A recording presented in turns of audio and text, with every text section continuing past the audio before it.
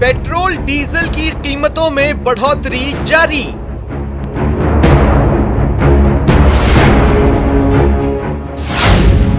चौदह दिन में 12वीं बार तेल के बढ़े भाव।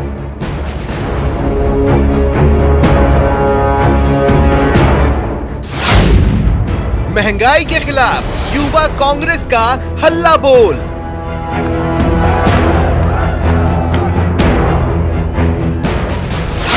पेट्रोल डीजल और रसोई गैस की कीमतों में बढ़ोतरी के खिलाफ प्रदर्शन।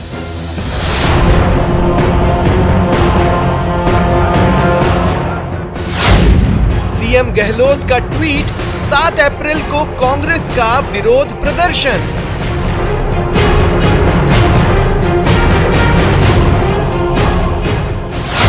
महंगाई की मार, जनता लाचार। नमस्कार, स्वागत है आपका। मैं हूं आपके साथ सुमित गुप्ता। आप देख रहे हैं दो टूक। देश में महंगाई का ग्राफ लगातार ऊपर चढ़ रहा है। क्यों चढ़ रहा है, कैसे चढ़ रहा है, कौन इसका जिम्मेदार है, आज इसी को लेकर हम चर्चा करेंगे। पिछले 14 दिनों में 12वीं बार पेट्रोल डीजल के दाम में इजाफा हुआ है। इस बढ़ती महंगाई के खिलाफ कांग्रेस का हल्ला बोल भी जारी है। पेट्रोल डीजल के दाम बढ़ने से लोग महंगा ईंधन खरीदने को मजबूर हैं। महंगे तेल का परिवहन सेवाओं पर भी असर पड़ा है। मतलब कुल मिलाकर आप ये कह सकते हैं, लब्बो-लुआब यह है कि आम जनजीवन का बजट, आम लोगों का बजट बुरी तरह चरमरा गया है, ध्वस्त हो गया है, क्षतिग्रस्त हो गया है। और इसके पीछे तर्क क्रूड ऑयल को दिया जा रहा है। इन सब के बीच, बढ़ती महंगाई के बीच जनता लाचार दिख रही है।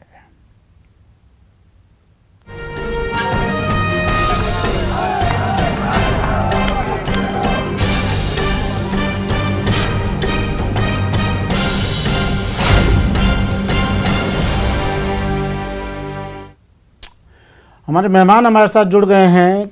महंगाई की मार, जनता लाचार, और इस लाचारी को दूर करने का क्या है समाधान।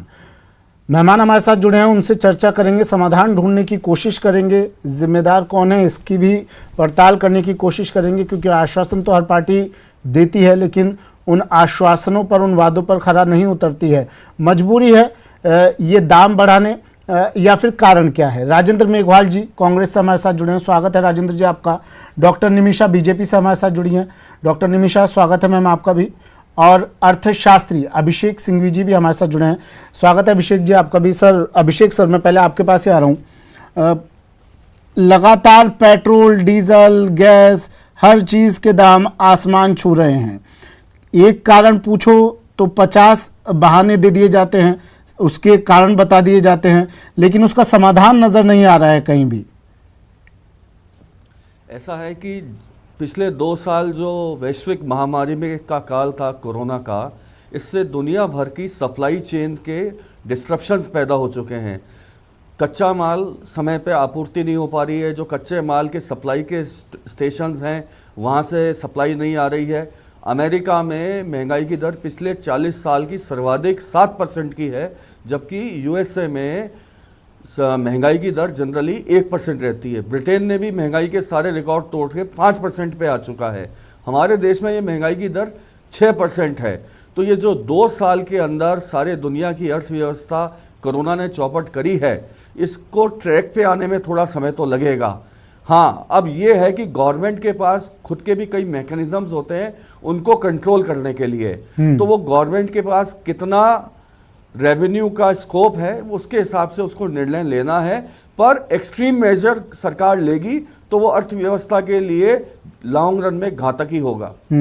लेकिन फिर अभिषेक सर, फिर लोग ये पूछते हैं, ये जानना भी चाहते हैं आखिर कि भाई ये दाम चुनावों के वक्त क्यों नहीं बढ़ते हैं, चुनावों के बाद ही ये तमाम तरह की मुसीबतें क्यों आती हैं सरकार के सामने, उससे पहले क्यों नहीं आती हैं। जी बिल्कुल सही है कि ये 10 मार्च के पहले एक टीवी डिबेट में इसी आपके स्टूडियो में मैं था, तब यही बात थी कि भाई जैसे ही चुनाव ख़त्म होंगे दाम तो बढ़ेंगे।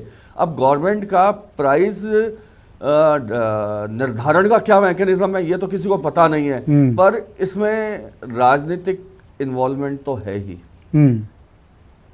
नहीं तो राजनीतिक इन्वॉल्वमेंट है, तो राजनीतिक इच्छा शक्ति भी अगर हो सर, तो क्या इन दामों को नीचे लाया जा सकता है, या फिर ये मार यूं ही झेलते रहना है हम लोगों को? वही मैंने कहा कि सरकार अगर कोई ड्रास्टिक मेजर उठा के प्राइस को कंट्रोल करेगी तो लॉन्ग रन में इकोनॉमी के लिए घातक होगा। हमारे पड़ोसी मुल्क, अभी आप श्रीलंका को देख लीजिए, उन्होंने अनुदान, सब्सिडीज, फ्रीबीज बांट के देश की इकोनॉमी की क्या हालत कर ली है। तो ड्रास्टिक मेजर्स उठाना देश हित में बिल्कुल नहीं है। और ये जो वर्तमान जो सप्लाई चेन डिस्ट्रप्शंस हैं, पहले कोरोना के कारण था, अभी आप यूक्रेन और रशिया के कारण एक अनिश्चितता का माहौल हो गया है। अभी सप्लाईज की संकट से दुनिया जूझ रही है, क्योंकि चाइना में काफी बड़े हिस्से में लॉकडाउन हो गया है। तो ये ड्रास्टिक मेजर सरकार उठाएगी तो लॉन्ग रन में नुकसानदायक ही है। पर हाँ, पेट्रोल को कंट्रोल करने के लिए सरकार के पास कुछ उपाय हैं, जैसे अपनी कस्टम्स ड्यूटी, एक्साइज ड्यूटी कम कर सकती है, क्योंकि बढ़े हुए दाम के कारण सरकार को ज़्यादा मिल रही है। दूसरा, स्ट्रेटेजिक रिजर्व्स हर देश के पास होते हैं। अगर स्ट्रेटेजिक रिजर्व्स में से भी सरकार पेट्रोलियम को निकालेगी तो कुछ हद तक इसके दाम को कंट्रोल किया जा सकता है। पर ड्रास्टिकली तो कुछ भी करना देश की अर्थव्यवस्था के लिए घातक ही होगा। ठीक है, मैं आता हूं सर आपके पास फिर से। इन उपायों को क्यों नहीं आजमाया जाता है, फिर इस सवाल के साथ मैं आऊँगा सर आपके पास। राजेंद्र मेघवाल जी, प्रदर्शन करने जा रहे हैं आप लोग, 7 तारीख को एक बड़ा प्रदर्शन होगा महंगाई को लेकर। सुमित जी, निश्चित रूप से जैसा कि 31 मार्च से लेकर 7 अप्रैल तक पूरे देशव्यापी प्रदर्शन आपने देखा होगा। 3 दिन पहले हमारे नेता राहुल गांधी तमाम सांसदों के साथ में विजय चौक पर धरने पर बैठे थे और उन्होंने गैस और जो हमारी रसोई गैस है प्लस पेट्रोल डीजल है उनके ऊपर धरना दिया था। उसके साथ में लगातार 2 दिन पहले माननीय मुख्यमंत्री जी भी जोधपुर में धरने पर बैठे। और ये मेरे ख्याल से बहुत ही ऐसी स्थिति है कि जब मुख्यमंत्री भी धरने पर बैठे, क्योंकि ये देशव्यापी समस्या। उसके बाद में आपको पता है जिला स्तर पर तमाम तरीके की रैलियां चल रही है। बाड़मेर में उन्होंने एक विशाल रैली को संबोधित किया। तो राजस्थान लगातार आम जन, लोग ही नहीं पहुंचे। सुनिए, आम जन की बात को उठाने के लिए कांग्रेस लगातार सड़क से लेकर संसद तक आवाज उठा रही है। मैं यहाँ पे अभी जैसे हमारे अर्थशास्त्री महोदय ने बताया कि सप्लाई चेन की बात है, तो मैं इनको थोड़ा सा बता दूं कि 2014 मई से पहले हमारे पेट्रोलियम के जो क्रूड ऑयल के प्राइसेस थे $142 प्रति बैरल से ऊपर भी गए थे। तब भी सरकार 61 रुपया और 51 रुपया, 61 रुपया पेट्रोल और 51 रुपया डीजल देती थी, 390 रुपए का गैस सिलेंडर देती थी सब्सिडी के साथ में। अब ऐसा क्या हो गया, या भावों में ऐसा क्या उफान आ गया कि एक स्थिति तो ऐसी आई थी कि नेगेटिव भाव हो गए थे अंतर्राष्ट्रीय बाजार के अंदर। तब भी इस केंद्र की सरकार ने एक्साइज ड्यूटी के ऊपर बेहताशा बढ़ाई, जिसकी वजह से उनको, मैं 8 साल का पीरियड आपको बताना चाहूंगा कि 8 साल के पीरियड में इस सरकार ने 30 लाख करोड़ के आसपास का पेट्रोल और डीजल के नाम पर टैक्स जनता से वसूला है। लगभग 26 करोड़ के आसपास पूरे देश में परिवार हैं, तो हर परिवार के से करीबन 1 लाख से ज्यादा का इन्होंने टैक्स पेट्रोल और डीजल पे वसूला है। आपको पता होगा कोरोना काल से पहले कोयले का भाव भी 8,000 रुपए प्रति टन था, जो अभी 15,000 के आसपास है। तो इस सरकार ने तमाम तरीके के भाव, आज चाहे दवाइयों की बात हो, दवाइयों के ऊपर भी 1.5 गुना के आसपास की वृद्धि होगी। आज 1 अप्रैल से 800 से अधिक एसेंशियल जो हमारी मेडिसिन है उनके ऊपर भी बेहताशा वृद्धि हुई है। तो आज आप इस बात को बता दीजिए, मैं आपसे पूछता हूं या इस पैनल में बैठे लोगों से पूछता हूं कि वो एक ऐसा उत्पाद बता दे जिसपे इन्होंने सस्ता किया हो। आम जन को कोरोना काल के अंदर लूटने का रिकॉर्ड मोदी सरकार ने बनाया है और कांग्रेस लगातार इस बात को जनता के समक्ष उठा रही है। और ये लोग बार बार इसको कहते हैं कि नहीं साहब हमारे हाथ में नहीं है। 137 दिन तक पेट्रोल डीजल के भाव नहीं बढ़ते हैं, तो इसका क्या मतलब है? सरकार की कोई नीति या नियत तो है ही नहीं, बिल्कुल जनता के विरुद्ध की नीति है। तो इस चीज को समझने की जरूरत है। कांग्रेस पार्टी लगातार इन बातों को उठा रही है। आज खाद्य तेलों की बात हो, देश के अंदर रिकॉर्ड, ठीक है सर, मैं आ रहा हूं आपके पास। डॉक्टर निमिषा, आटा, दाल, चावल सबके भाव बढ़े हुए हैं। डॉक्टर निमिषा, तो तमाम चीजें हैं। हालांकि अर्थशास्त्री कहते हैं, जानकार कहते हैं कि भाई कोरोना काल था और इस काल में महंगा हुआ, आर्थिक बोझ पड़ा, लेकिन आंकड़े कुछ और कहते हैं। आंकड़े कहते हैं कि क्रूड ऑयल की जो कीमतें थी वो तो कोविड काल में सबसे ज्यादा निचले स्तर पर थी, फिर भी रेट बढ़े। सुमित जी, हम ग्लोबल इकोनॉमी के दौर में आज पेट्रोल और डीजल की जो डिमांड और सप्लाई और और जो उसकी प्रोडक्शन है, इन तीनों के बीच के जो कोऑर्डिनेशन था वो पूरा कोविड के टाइम में डिस्टर्ब हुआ है। नहीं फिर भी भारत की लॉकडाउन में तो सरकार सबसे ने ज्यादा इसको 20 साल का स्मूथ आंकड़ा करते बताता है कि लॉकडाउन में सबसे ज्यादा कम वो रेट थी। स्टेबल कंडीशन थी जी। स्टेबल कंडीशन के बाद हम लोग आगे जब आए हैं तो उसके बाद आज पूरे भारत में हर जगह प्रोवाइड हो रहा है और उसको कंट्रोल करने की कोशिश स्टेट भी तो करे। जिस राजस्थान के प्रतिनिधि यहाँ बैठे हैं वहां तो वेट दर सबसे ज्यादा है। पूरे भारत में दूसरे नंबर पे सौर ऊर्जा उत्पादन है यहाँ पर, फिर भी यहाँ पर कोयले की डिमांड, कोयले को 15 साल के कोयले को 8 साल में खत्म कर दिया जाता है। और यहाँ जो 2 राज्यों में सिमटी कांग्रेस, 2 अंकों में सिमटी कांग्रेस का प्रतिनिधि यहाँ बैठ करके महंगाई की त्राहिमाम कर रहा है तो हास्यास्पद सा लगता है। आप देखिए आईटीआर 2020-21 में, आप देखिए मार्च में आईटीआर 5 करोड़ लोगों ने भरी और 2022 में ये 9 करोड़ हो गई। इनकम है तभी तो आईटीआर भरने वालों की संख्या वृद्धि हो रही है। फिर भी मैं कहूंगी कि पूरी दुनिया ने तो इनकम निकालने का जरिया ढूंढ रहे हैं क्या आप लोग? झेला है, इनकम है, आईटीआर भर रहे हैं लोग, तो उसे निकालने का जरिया ढूंढ रहे हैं क्या आप लोग? की स्थिति में भारत की स्थिति की तुलना की जाए तो हम बहुत बेहतर हैं सुमित जी। अच्छा चलिए बताइए। ये हमें टीस नहीं कर रहा है, एक आम आदमी का सवाल आपसे पूछता हूँ कर रहा है, जो लोगों के जहन में हर वक्त रहता है। और सुनिए ना मैम, निमिषा जी सुनिए तो सही। एक आम आदमी का सवाल आपसे पूछ रहा हूँ मैं, जो आप किसी के पास भी जाएंगे, आप नेता हैं बीजेपी की तो आप भी लोगों के बीच रहती होंगी, तो सवाल आपसे गाहे बगाहे पूछ लिया जाता होगा कि भाई अभी चुनाव थे 5 राज्यों में, उस वक्त पर सब शांत था माहौल, चुनाव खत्म होती है अचानक से पेट्रोल, डीजल, गैस सबके रेट बढ़ा देते हैं। उस वक्त पर क्या कारण क्या रहता है कि उस वक्त पर स्थिर रहती है, रेट बढ़ाई नहीं जाती है? सुमित जी, ये नैरेटिव बनाया जा रहा है कि इलेक्शन प्रोसेस से इकोनॉमी प्रोसेस मूव होता है, ऐसा नहीं है। इलेक्शंस तो होते नहीं, रहते देखा ना मैम हमने 5 राज्यों के नैरेटिव नहीं बनाया जा रहा है, तो देखा ऐसा नहीं है। बात आपके शासनकाल की नहीं है, इस नैरेटिव एनडी हो या यूपीए हो, मैं इतना ही कहूंगी। देखिए स्थिति आज ये है भारत की कि भारत की लोग अब ये कहने लगे हैं कि भाई हर महीने चुनाव रख लो, एक कम से कम रेट तो नहीं बढ़ेगी। और आप ये देखिए हमारे यहाँ पर सबसे बड़ा फॉरेन रिजर्व 622 अरब, सबसे ज्यादा ऐतिहासिक वृद्धि दर्ज हुई है। उनको गौर करिए, ना कि हम पॉलिटिकल नैरेटिव को इंडिया की इकोनॉमिक से अटैच नहीं कर सकते। हमें यह देखना है कि भारत की स्थितियां कितनी बेहतर हैं और हो रही हैं। बार बार ये जो कांग्रेस के प्रतिनिधि त्राहिमाम कर रहे हैं कि पेट्रोल डीजल की मांग, तो मैं कहती हूँ आप वेट दर घटाइए ना।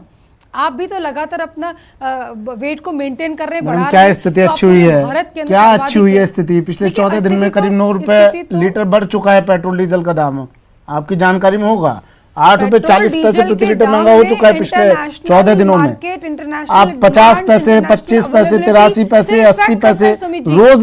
अब तो सुनिए ना मैडम, अब तो खबर ये है मैं कर ही नहीं सकती। हाँ? जो चीज इंटरनेशनल रेट जिसकी तय होती है उसको काउंटर कैसे कर सकती हूँ? भारतीय जनता का प्रतिनिधि होने के नाते मैं इतना कहूंगी कि भारत की स्थितियां बहुत बेहतर है तुलनात्मक रूप से। हम बिखरे नहीं हैं, हम टूटे नहीं हैं। और जो शब्द यूज कर रहे थे ना कांग्रेस के प्रतिनिधि, मजबूर नहीं, हम मजबूत होकर उभर रहे हैं। महंगाई इंटरनेशनल लेवल पे बढ़ी है, जैसा कि मेरे उपाय बताइए ना मैम, लेकिन भारत, उपाय बताइए ना मैम, क्या तरीका है? हम लोगों को राहत मिलेगी या नहीं, या इसी तरह ये दाम बढ़ते रहेंगे? भारत के अंदर इकोनॉमी जो है ऑर्गेनाइज्ड वे में मूव ऑन कर रही है। तो ऐसा नहीं है कि तो ये चीजें तो मैम जब यूपीए का शासनकाल था उस वक्त पे स्मृति ईरानी की तस्वीरें भी काफी वायरल हो रही है। देखिए आज भी स्मृति ईरानी एक सिलेंडर लेकर बैठ गई थी और आपके तमाम नेता बैठ गए थे। ये तमाम जो कारण है तो उस वक्त भी रहे होंगे ना, आप जब सड़कों पर उतरा करते थे। यूपीए के शासन काल में सबसे बड़ी जो देन थी ना उनकी, वो भ्रष्टाचार की पराकाष्ठा थी। आज डायरेक्ट बेनिफिट ट्रांसफर डीबीटी के कारण हर योजनाओं का पूरा लाभ आम व्यक्ति तक पहुंच रहा है। सबसे बड़ा जो आज जो चेंज हुआ है पूरे भारत की इकोनॉमी में वो ये हुआ है कि भ्रष्टाचार। डिफरेंस क्या है उस वक्त में और आज के वक्त में? उस वक्त भी पेट्रोल डीजल के दाम बढ़ते थे, हालांकि इतने नहीं थे जितना आज बढ़ गए।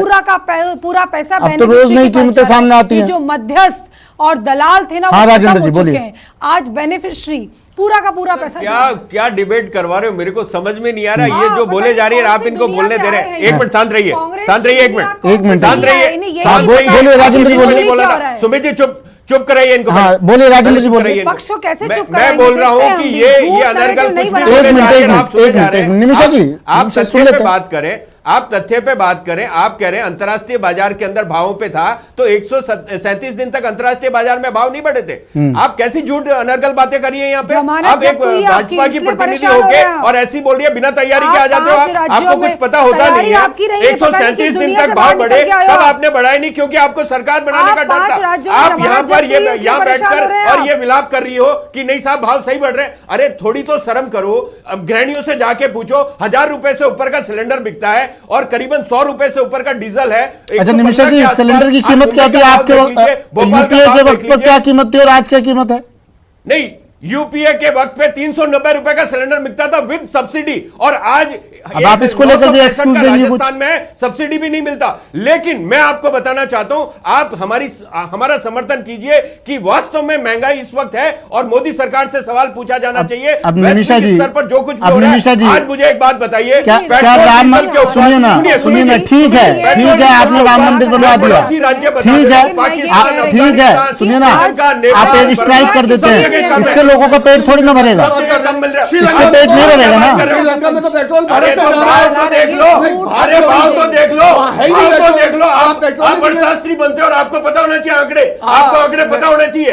आज पड़ोसी देशों के अंदर आंकड़े देख लीजिए। आप इस तरह की बात कर रहे हैं और आप अगर भाजपा को सपोर्ट करना चाहते हो तो कीजिए, इससे कोई फर्क नहीं पड़ता। अच्छा राजेंद्र जी, राजेंद्र जी, ठीक है, सच्चाई से ठीक है राजेंद्र जी, सुनिए ना, सुनिए ना, गुस्सा जायज है आपका, सुनिए ना राजेंद्र जी, राजेंद्र जी, गुस्सा जायज है आपका, राजेंद्र जी, राजेंद्र जी, सुनिए तो सही, राजेंद्र जी, राजेंद्र जी, राजेंद्र जी, राजेंद्र जी, मेघवाल साहब, मेघवाल साहब, श्रीलंका में तो सुनिए तो सही, श्रीलंका मेघवाल साहब सुनिए तो सही, गुस्सा जायज है आपका, मेघवाल साहब, चिंता मत छोड़ो। अरे राजेंद्र जी सुनिए तो सही, गुस्सा जायज है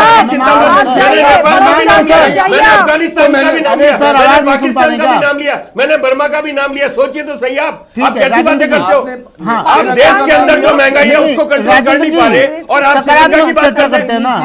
राजेंद्र जी, नहीं, मैं बता रहा सुनिए हूं तो सही, बर्दाश्त नहीं सर, होती है। सर, सुमित जी, सर, आप स्थिति में छोटे नियंत्रण से में लाइए, रिक्वेस्ट, कांग्रेस सर, की प्रतिनिधि एक की सवाल। सरकार है, इसका मतलब ये नहीं कि आप बोलने नहीं देंगे किसी को। राजेंद्र जी सुनिए ना, राजेंद्र जी सुनिए, आपका गुस्सा जायज है, महंगाई बढ़ रही है, लोगों का पारा गर्म है इस वक्त पर, पेट्रोल डीजल और गैस सर, सबके दाम दवाई बढ़ रही है। महंगी, निर्माण लेकिन मुझे सामग्री बताइए ना महंगी। राजेंद्र जी, पड़ोसी राज्यों में जी। केंद्र सरकार का एक ही टैक्स लग रहा है, सब चीजें एक ही, पड़ोसी राज्यों में कम होती है रेट और राजस्थान में ज्यादा होती है, इसका क्या क्या कारण है इसका? सुमित जी, आप समझदार हैं, बड़े पत्रकार हैं, बहुत साल से मैं आपको देख रहा हूं, न्यूज 18 में है। आप मुझे एक बात बता दीजिए, क्या वैट राजस्थान में अभी लगने लगा है? हाँ, नहीं, आप बताइए ना मेरे को।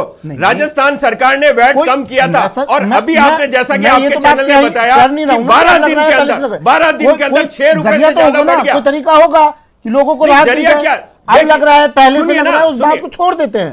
अब क्या उपाय निकाल सकते हैं हम लोग? चर्चा इस पर नहीं है, उपाय क्या निकाल सकते हैं? केंद्र सरकार, क्या ये जो दावों में आग लग रही है इसमें हम लोग झुलसते रहेंगे? सुमित जी सुनेंगे क्या आप?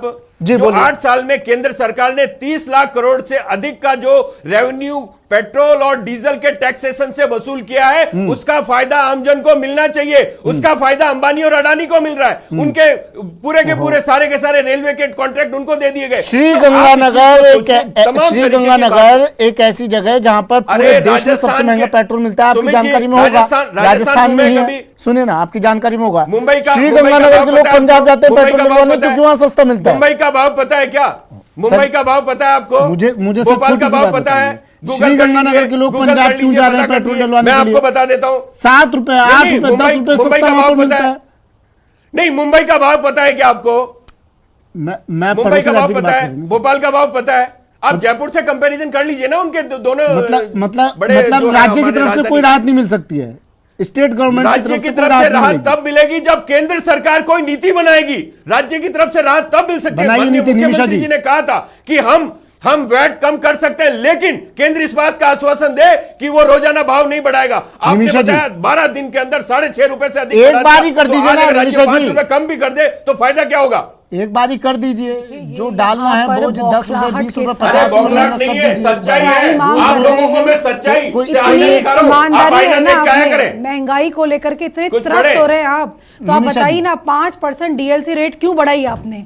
आप महंगाई को लेकर त्रस्त परेशान हो रहे हैं और राजस्थान के अंदर आप एक्साइज 5% ड्यूटी के DSC नाम बढ़ा पे देते हैं। केंद्र सरकार ने राज्यों के आपने हिस्से में जो राजस्थान की एक्साइज स्थिति ड्यूटी बिजली दर आती बढ़ा थी उसको रखी है, घटा एक दिया तरफ तो तो घटाने की बात केंद्र करते हैं। सरकार की नीयत इन्होंने में खोट खुद है, ने वो कांग्रेस राज्यों के की साथ धोखा कर रही सरकार है। ने विद्युत नियामक आयोग को लिख राज्यों करके के दिया साथ है, केंद्र सरकार पर्दे धोखा के कर निमिषा रही जी, है। पीछे मेघवाल जी की बात का जवाब दीजिए ना। निमिषा जी, कोई- मेघवाल जी जो आप बात कर रहे बताइए हैं ना उसका मुझे, जवाब दे सुमित जी दीजिए। आप दे मुझे नहीं इतना पाएंगे, बताइए जवाब नहीं दे पाएंगे। एक्साइज जवाब ड्यूटी नहीं घटा देंगे, दी है। क्योंकि इन्होंने तमाम- पढ़ा ही नहीं है वो सब चीजें। इनके इतना- नेताओं को नहीं मेघवाल जी पता कह रहे हैं कि क्या अगर पता। आप रोज दाम बढ़ाना बंद करेंगे तो हम भी कम कर देंगे, टैक्स में आप मुझे कटौती एक कर बात देंगे। बता DSC रेट की बढ़ाई है दीजिए आपने। कि जो आप राज्यों ये के कह रहे हैं, एक्साइज मेघवाल जी ड्यूटी देखिए आपके साथ बैठे हैं, कह रहे हैं। आप बताइए केंद्र ना, सरकार अगर आश्वासन दे दे एक योजना बार, का रोज पैसा दाम नहीं सरकार दे बढ़ेंगे। रही है, केंद्र सरकार से पूरा पैसा आता अरे है, मोदी लूट NOC रहे हैं जारी देश को। नहीं करते निमिषा जी, ये लोग। राजेंद्र जी को स्क्रीन पे दिखाइए। निमिषा जी, NOC जवाब जारी दीजिए करके राजेंद्र नाम जी पर के ये सवाल। चुप्पी ले लेते हैं। फिर देखिए सुमित जी, इनके पास उत्तर इसलिए नहीं है क्योंकि राजस्थान के अंदर गोल गोल गोल गोल गोल गोल गोल। राजेंद्र जी ने जो सवाल पूछा उसका जवाब दे नहीं, दीजिए। मैं आपके- ये बता दे सुमित कि जी, जो धारा प्रवाह राज्यों यहाँ के पर हिस्से का स्टूडियो एक्साइज में बोलने ड्यूटी की जगह उसको ये घटाया यदि क्यों? 5 राज्यों राजेंद्र के जी, चुनाव में राजेंद्र जाके बात जी, करते सुनिए, ना, सुनिए, यदि अच्छा, मोदी सरकार से संतुष्ट नहीं होते मैं बात कर रहा हूँ। तो आप राजेंद्र बताइए जी, ना, निमिषा 5 जी राज्यों में रुकिए, जवाब निमिषा जी आपसे रुकिए, जब निमिषा जी तीन रुकिए, कैटेगरी क्यों निमिषा जी बनाई रुकिए, एक्साइज राजेंद्र जी ड्यूटी? 2 लाइन में अपना सवाल पूछे, निमिषा जी उसका जवाब देंगी। मैं पूछ रहा हूं कि केंद्र सरकार ने राज्यों के हिस्से में जो एक्साइज ड्यूटी आना चाहिए था उसकी 3 कैटेगरी बना दी और राज्यों के साथ में जो डिविजिबल पूल था उसके अंदर राज्यों का हिस्सा घटा दिया। और आज अगर जो भाव बढ़ रहे हैं उसमें राज्यों को फायदा नहीं हो रहा, सिर्फ और सिर्फ केंद्र सरकार का पैसा बढ़ रहा है और केंद्र सरकार उसका फायदा आम जन को नहीं देती है। अच्छा, और एक बात आपने 140 कही करोड़ थी, का अगर देश है, दाम उसका बढ़ाना फायदा बंद होना कर दे तो आप चाहिए। टैक्स में कमी कर देंगे, ये बात कही थी आपने। ये भी है और दूसरा मैं ये भी कह रहा हूं कि एक्साइज ड्यूटी के पूल के अंदर जो राज्यों का हिस्सा था वो भी घटाया जा रहा है लगातार। इस बात ठीक है, का भी निमिषा जवाब जी। देना चाहिए। अर्थशास्त्री बैठे उनसे पूछिए आप। ठीक है निमिषा, देखिए, डिविजनल कैटेगरी की बात करते हैं, मुझे इस बात का उत्तर दीजिए ना, आपकी 15 साल का कोयला आपने 8 साल में गप कैसे कर गए? आपने किस माफिया को जन्म दिया?